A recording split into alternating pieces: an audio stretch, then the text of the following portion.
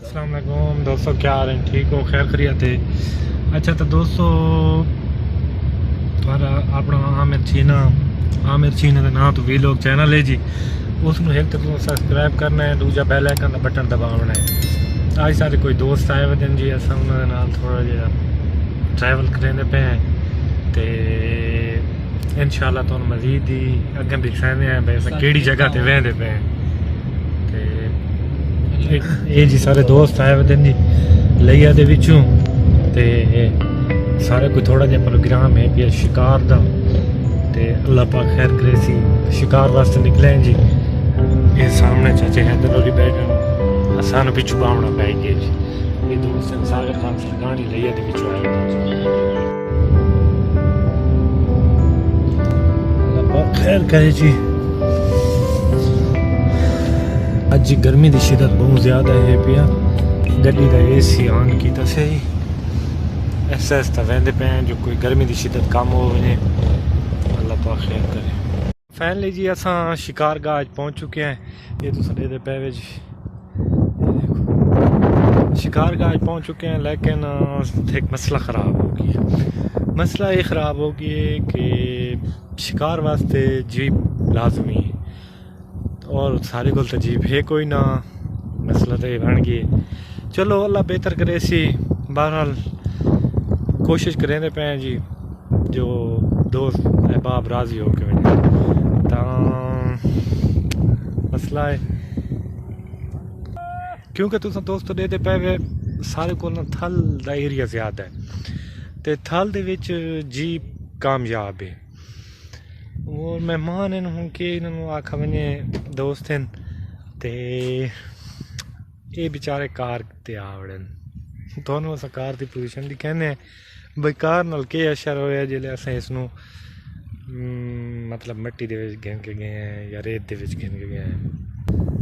तो गर्मी की शिद्दत ज़्यादा होने की वजह तो सानू हुण ताईं शिकार लभ नहीं सका। बहुत ट्राई की लेकिन शिकार हाल नज़र नहीं आया। ते अल्लाह पाक करम करे सी, सारी दुआ है भाई जल्दी कोई ना कोई सारा शिकार लग वजे। सारे दोस्त बहुत ज़्यादा एक्साइटेड हैं शिकार वास्ते भाई जल्दी शिकार लगे, लेकिन हम अस कोशिश तो हर करेंदे पे हैं, हर मुमकिन कोशिश करेंदे पे हैं भाई शिकार लगे।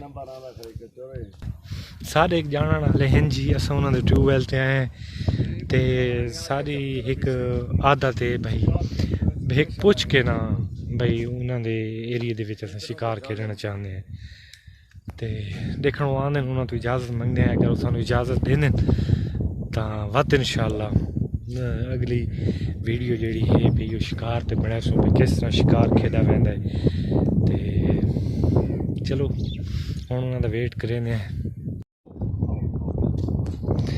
चलो दोस्तों देखो मिलते पे सारे जो दोस्त हैं वो तो नहीं आए, उन्होंने मिलते हैं तो दे दे चाचे हैदर उन्होंने परमिशन गिनन गए जी। सब तो ज़्यादा जो बंदे शौक है ना शार वो सारे जी दोस्त हैं न्याज। तो दोस्तों तुहानू ये भी दसने है भाई तितर दी पसंदीदा जगह केड़ी है, वो केड़ी चीज़ ज़्यादातर रहा जी जिथे पानी का ज़्यादातर वसैल यानी कि ये जंगली परिंदा है ना जी, इंदे ये डरता बहु है, इंसान तो डरता बड़ा है तो ये पानी वाली जगह ते ज़्यादातर रहा है। पानी जिथे ज़्यादा होवे ये उस जगह ते रहा है। और इनकी पसंदीदा जी रावण की जगह है ना, सारे को एक दरख्त है जिन्होंने सारी सराइकी जबान दे विच दे खग्गल। ये देखो जी मेरे पीछे तो दे पे ये खग्गल, ये ज़्यादातर इन खग्गलों के विच ही रहा है।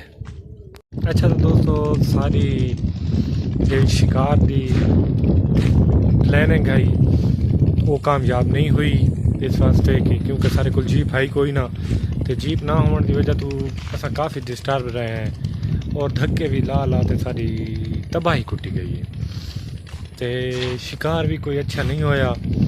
दोस्त मतलब नाराज़ हो के गए, लेकिन इन सारी कोई गलती कोई नहीं, गलती है तो उन्होंने अपनी है कि वो जीप घिन के नहीं आए। बहरहाल हुण मैं घर पहुँच जाती हूँ, दोस्त वापस लिया चले गए तो अल्लाह पाक खैर करे इंशाल्लाह मैं जल्द अपनी एक नवी वीडियो लैसा। मैं दोनों एक दोस्त क्या है सारा भाई है जी, एक दुकानदार है। मैं इंशाल्लाह उस दुकानदार इंट्रोड्यूस करासा। उस दुकानदार की एक खसीयत है जी, मैं आने वाली वीडियो ना तो आपको आने वाली वीडियो मैं तो आपको इंशाल्लाह उनके बारे दसा कि वो किस तरह दुकानदारी करेंदा है, उन्हें दुकानदारी के क्या असूल हैं और एक उनकी खास गल है।